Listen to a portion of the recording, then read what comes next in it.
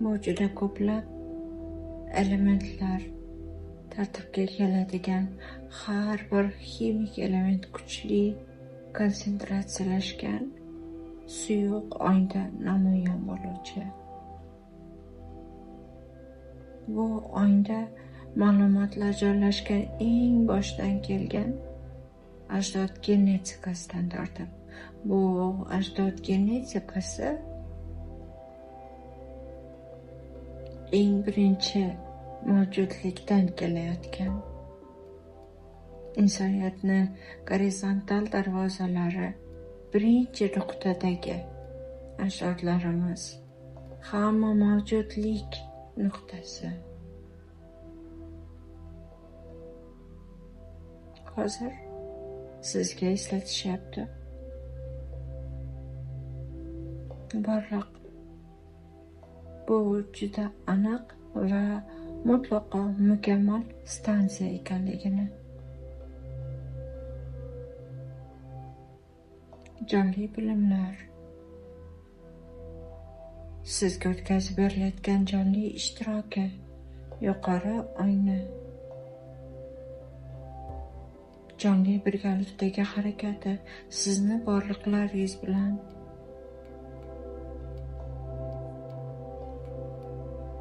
shu o'rinda eslatib o'taman.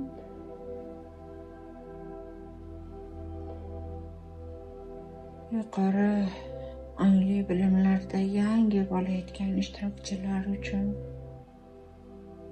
bu bilimlar qayerdandir kelmaydi. Ular nimalarnidir qo'shilishi hisobiga emas yoki nimalargadir qo'shilgan holatda kelmaydi. Yoki u ko'proq trenirovka qilish hisobiga kelmaydi. Ko'proq o'qish hisobiga, ko'proq qaytarish hisobiga kelmaydi. Bu qandaydir affirmatsiya emas, yoki mantra emas, yoki qandaydir bir ibodat shaklidagi so'zlar jamlanmasi emas. Ular mutlaq bunday ishlamaydi. Bu jonli bilimlar, tirik bilimlar.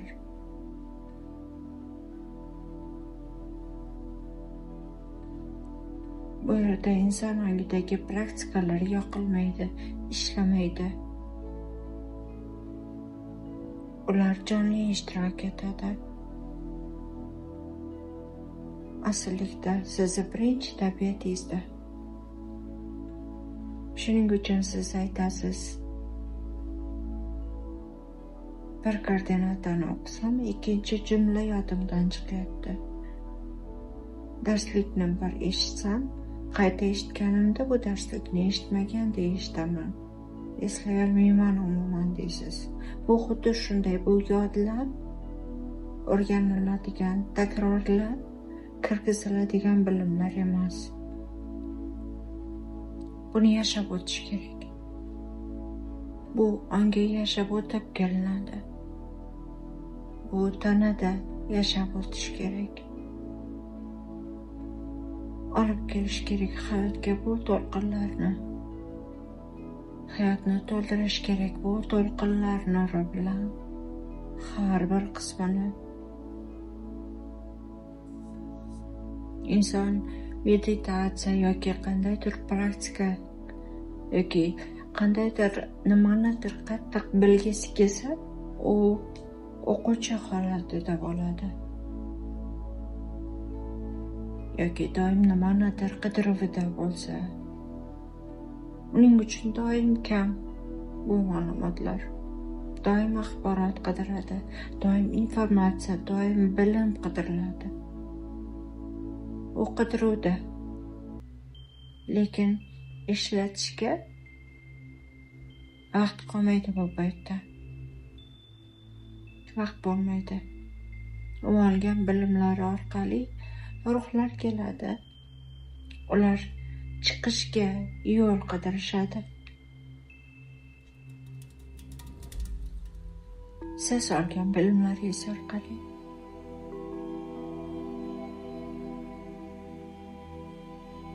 Tinchlaning va anglash kerak. Aslida ruh va siz ruhingiz bir qismi bir-birini. Ular faqatgina bitta narsani qidiradi, ulanishni. Hamma devorlar orqali ruh bilan ulanishni qidiradi. Har bir bilim orqali.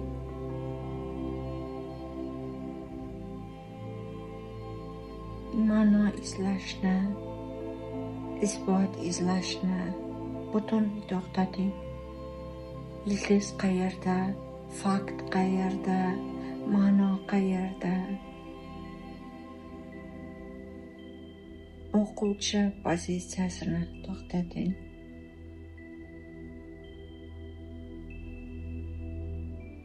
Bu o'rganiluvchi bilim emas. Bu yodga oluvchi bilim emas. Bu xotira, jonli yozuvlar. Demak, ularni faqat eshitish orqali bu to'lqin chastotasini uyg'unlashtirish kerak bo'ladi. Sizning to'lqinlaringiz bilan. U eshitilish orqali uyg'unlashadi va uyg'otadi. Kerakli to'lqinlarni aktivlashtiradi. Siz uyg'onishingizga javob beruvchi miyani kerakli funksiyalarini. Va bu eshitishlaringiz davomida qanchalik ko'p eshitsangiz, shunchalik ko'p ulanishda bo'lasiz. Lekin o'ziga xos tomoni shundaki, bu bilimlar sizni miyangiz qismlarini naqadar chuqur uyg'otishi muhim bo'lsa, demak sizni harakatingiz shu muhimlik qadar hisoblanadi. Ya'ni asl bilimlar, jonli bilimlar insonni miyasini qismlarini uyg'otar ekan, bir onning o'zida kosmik miyaga ulaydi.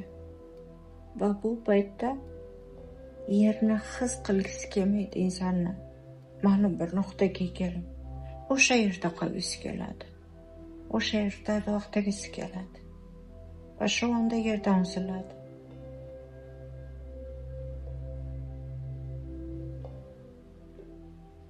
Yer tilida bu to'xtab qolish, turib qolish deyiladi. Yoki qattiqroq qilib tushuntirilsa, yerni inkor qilish deyiladi. Va shu joyda to'xtash boshlanadi. Va bu anglatadiki, siz olayotgan initiatsiyangiz bittasidan ikkinchisiga o'tolmay qolasiz degan. Bittasini kuchidan ikkinchisini kuchiga o'tolmay qolasiz. Perexod to'xtaydi, o'tish to'xtaydi. Siz qidiruvda to'xtab qolgan paytingizda, siz yuqorida to'xtab qolgan paytingizda, siz yerni inkor qilgan paytingizda, siz bu to'lqin orqali, bu chastota orqali namoyonlikni inkor qilgan paytingizda, yerdagi missiya unutilgan paytida,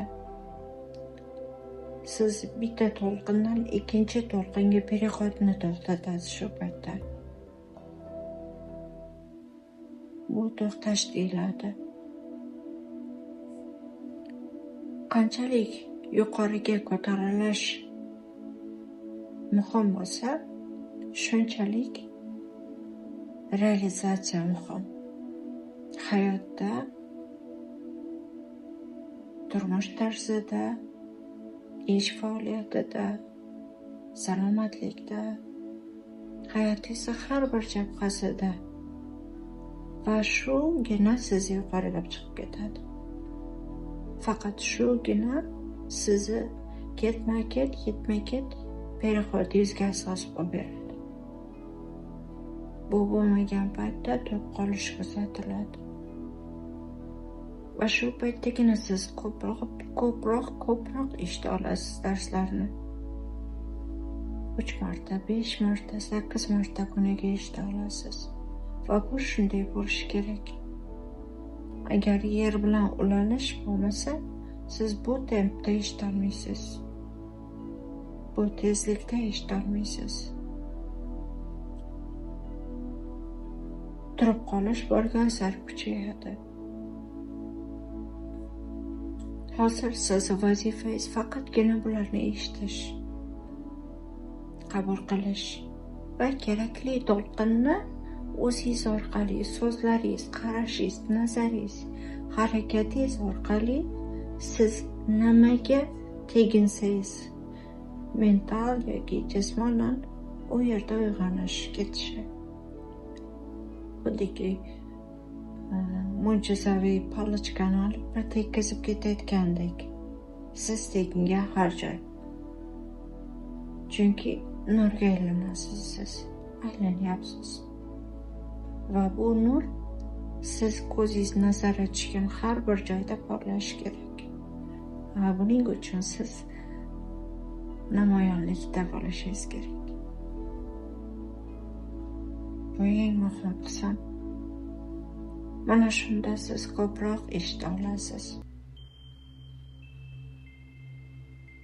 Bu bilimlarni eshitish, qabul qilish kerak.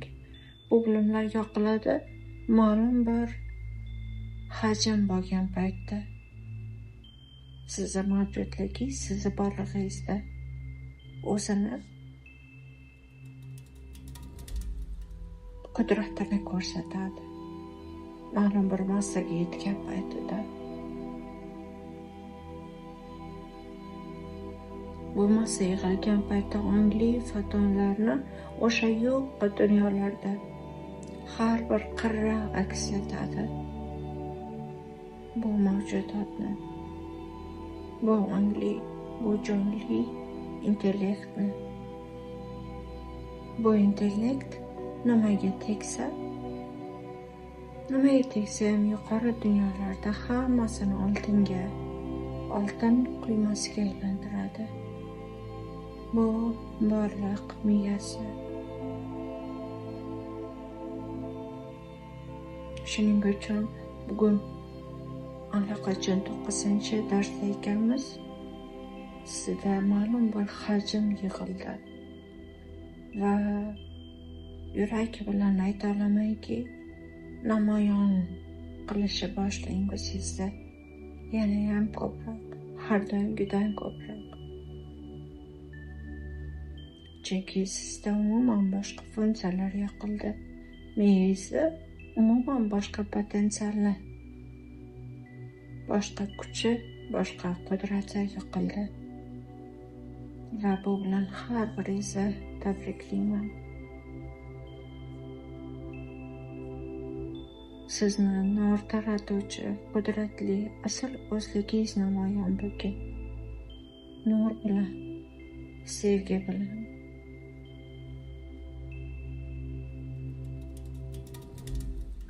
U teleportatsiya devorlariga yaqinlashganida o'shanda hamma shlyuzlar ochiladi.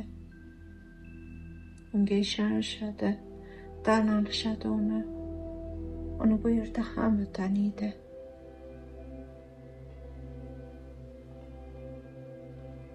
Yuqori dunyolarda. Inson mohiyati uchun bu hamma eshiklar yopiq. Bu yuqori ongdagi holat faqat. Shuning uchun har biringizga tinchlanishingizni so'rayman, xavotir olmasligingizni so'rayman. Shoshmasligingizni eng muhimi so'rayman.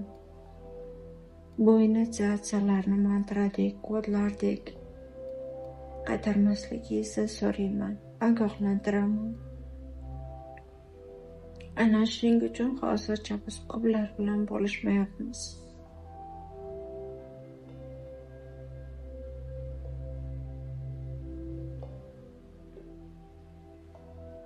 Kodlar faqatgina mumkin miyani ma'lum bir holatga yetib borganida qaytarilishi mumkin. Biz siz bilan ma'lum bir o'lchamlarda, masofalarda bo'lganimizda ularni aytganda ular bo'ysunadi, itoat qiladi. bu kuchlar, o'sha eshitilmas shivirlagan tovush, baxtsizlik piramidalari devori orqasida turgan, namoyon bo'lgan dunyolar chegaralari ortida turgan. Bu dunyoni o'zini chegarasi bor va biz aytayotgan kuchlar bu chegaradan tashqarida va ana o'shanda ishlaydi. Bu hammasi biz hamohanglikda harakat qilganimizda bu yerda. Va hozir men sizni har biringizni o'zimni elektron maydonlarimga olaman